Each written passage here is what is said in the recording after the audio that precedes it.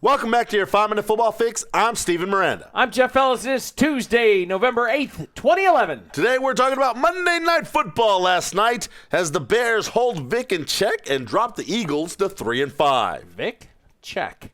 Forbes.com list of the 10 most disliked players in the NFL is out, and there's some surprising names on there. Head coach Ron Rivera of the Carolina Panthers says rookie head coaches, well, they're not getting the calls you would like. And finally, we want to talk about my most powerful rankings of all. Do you have to do that? I for do. The I have to pump. All right. All right, well, Monday Night Football, surprise, surprise, surprise. Just like they did it last year, the Chicago Bears found a way to defeat the Philadelphia Eagles. Takes my weekly rankings and my weekly picks to 7-7, Steven. Wow. Really? Flip a coin. It was a bad week, and it was the perfect way to finish off week 9 in the NFL, Steven.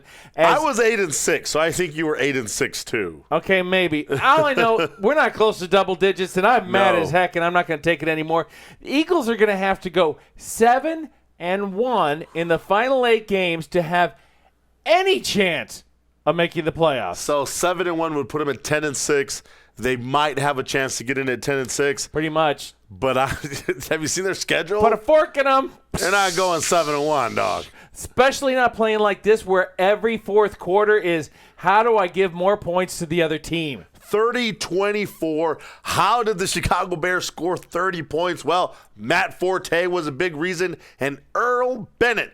The Bears are very happy that he's back at wide receiver. Very much so. However, turnovers were also a part of this game, where you really had the feeling that why is Philadelphia in this game at all? Yeah, well, Forte, who hadn't fumbled in like 357 touches since the beginning of last year, hadn't fumbled.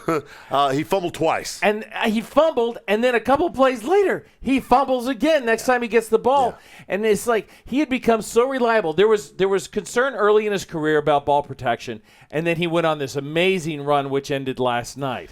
Yeah, but you know what? Even with those turnovers, the Chicago Bears got it done. They got a couple turnovers of their own. Yep. Deshaun Jackson fumbling a punt. Mike Vick, interception, throwing the ball into places he shouldn't have thrown. And then a crazy fourth down fake punt where you asking your punter to throw the ball and he can't even reach it to the guy. Apparently in high school he was a quarterback, Steven. So he had reason to throw the ball. And from what I understand, when you're in a punt formation and you've got your gunners lined up on the outside and nobody is covering them, you're supposed to take a shot at it if it's close. Yes. But not if you can't get the ball within 6 yards of the man who's supposed to be catching the ball. Yeah, that fake punt was no good. And that was probably the nail in the coffin there. 30-24 the final. Eagles at 3-5 in danger. The Bears at 5-3. Go Bears. Now Bear have down. a shot of making the playoffs. Now Forbes.com has put out a list, Jeffrey, of the top 10 most disliked players in the NFL.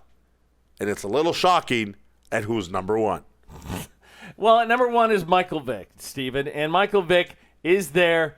And from my point of view, if you give me this list of people and say whom would be most disliked, I would have to put Mike Vick there. Really? I mean, okay, he did something egregious. Here's a picture of my dog, Charlie. He's gone. Okay.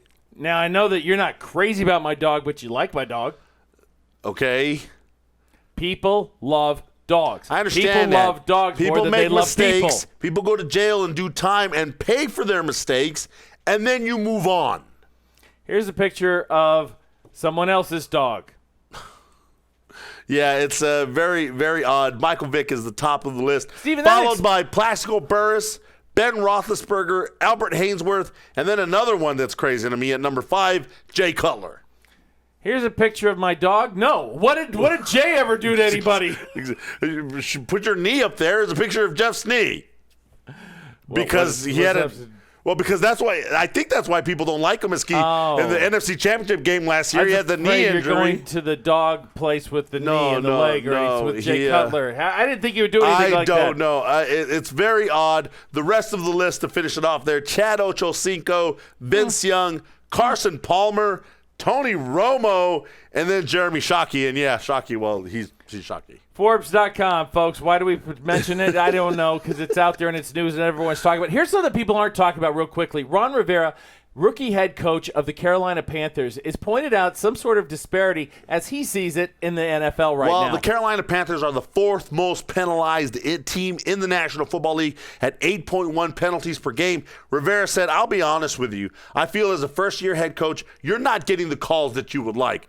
And maybe he's got a point, Jeffrey, because I've seen coaches go up to refs and then a couple plays later, they get a call. Yeah, they do. There tends to be makeup calls and things like that. And Rivera, he's not a real emotional guy. He's more of a tactician. And if he says there's a problem, the league might want to take a look here. Finally, just power rankings are up. They're real not quickly. Power rankings. I'm sorry, powerful. Most powerful rankings. Powerful. Quick question for you, Jeff. Yeah. I just want to ask quickly. Yep. The Green Bay Packers are still your lone gold medal team. San Francisco's at 7-1. What do they have to do to get elevated to the gold medal? Come on. Have a chance of beating Green Bay in a game if they were to ever play each other?